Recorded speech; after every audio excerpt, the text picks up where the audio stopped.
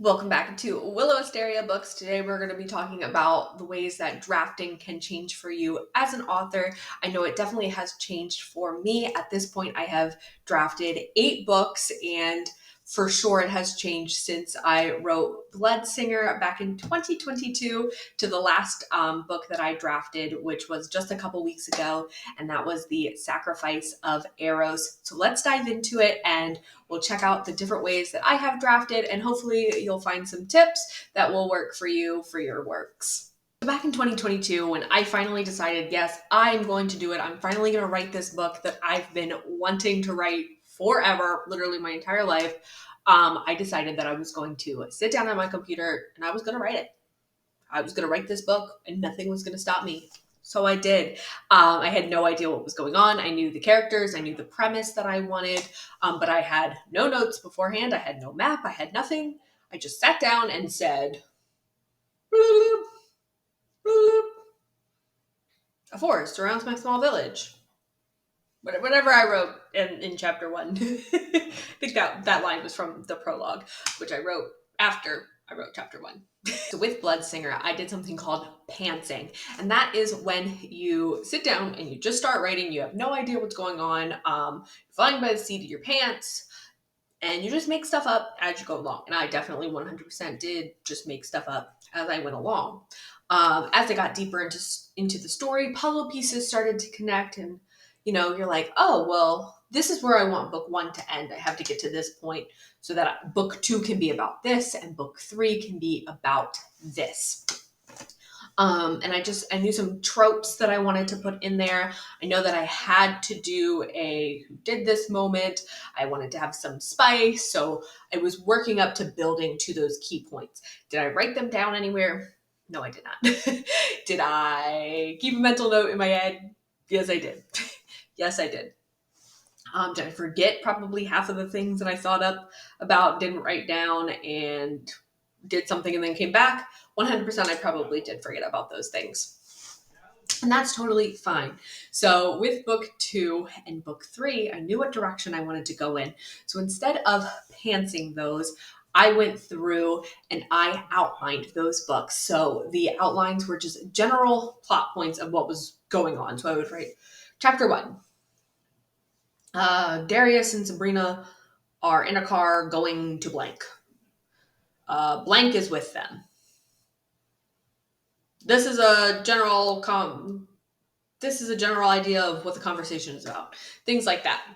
So once I was done with those outlines, I would go through and I would open up a Google Doc and I would start that draft. At that point, following that outline, did I always stay true to the outline? Not always.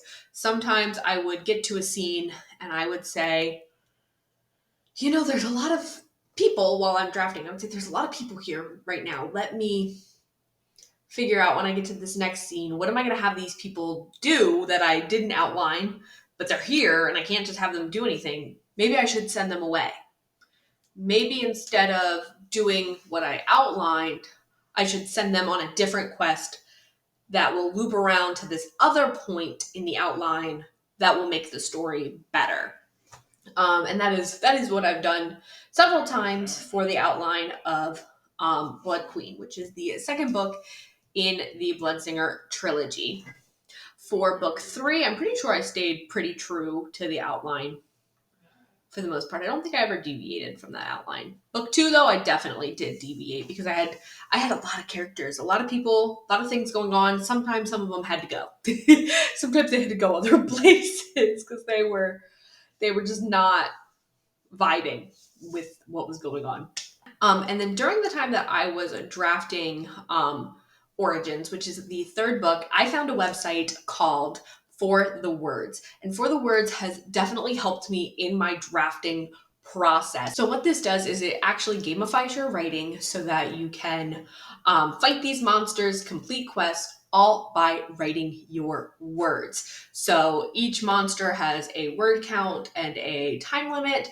And during that time, focused, focused on drafting.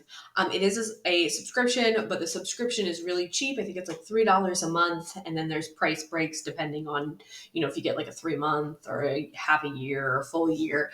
I did drop a affiliate link down below, a referral link. So make sure if you are interested in checking out For the Words, you click that link. That way you get some gems, I get some gems, and those gems are used to pay for subscription. So it is definitely a good thing to check out if you want to go that route. So once I was done with the Blood Singer trilogy, it was time for me to move on to what is next for me in my author career. So at that point, I started 2 different works. I started The Luring, which may or may not ever come out. And then I started The Curse of Orelon, which is going to release in September. Now, both of these works, I did a little bit differently compared to the way that I did the Bloodsinger trilogy. The very first thing that I did before I even started drafting is I made character sheets for these works. The main female character and the main male character both had character sheets. What is their name? What do they look like? What do they smell like? What do they sound like? What are their goals? What are their motivations? What is like their general sort of vibe that they have? And I would reference this as I was plotting and drafting. That way, if I forget their eye color or their hair color, or if they had certain tattoos that they should be noticing, during scenes or whatever, things like that. Oh, and if they had any magic, what kind of magical powers do these beings have? That's also something that you should be noting in your character sheets. And that worked for those 2 books. But as I moved on through the Realms of Elswith series, which is where The Curse of Orelon comes from, I noticed that outlining wasn't really working for these. So they were novellas, and just the outline made it seem stiff. These are going to be very short books. They're about 25K. So it just wasn't really working with the outline. So I threw out outlines completely for this series, and I went back to pantsing. Now I did definitely keep my character sheets because those are super helpful, but I did 100% go back to pantsing. And for those 4 books in that series, it's actually worked really, really well because they're supposed to be really quick. Here they have one general storyline, nothing's crazy, there's no really loose ends. It's just one story from the start to the end. And then for my next project that I will be working on, I definitely will be going back to outlining because there's going to be a lot of moving parts. It's going to be a bigger series, a bigger book for sure, with a lot happening. So for stuff like that, I definitely want to make sure I go back to outlining. That way I can keep track of what is going on. Down below, let me know if you are a pantser, a plotter, or a quilter. Quilters are crazy. If you're a quilter, good for you, because I cannot. Quilters are people who will write all the scenes out of order and then they'll put them in order as they go. I cannot. I have to start from the very first all the way down. All right, guys, thank you so much for watching. Now that your first draft is done, you want to make sure you go and check out the video that I posted last week about how to begin your self-edits and get some tips and tricks on that before you jump into your edits. Thanks, guys, and I will see you next Wednesday at 6 o'clock for the next one.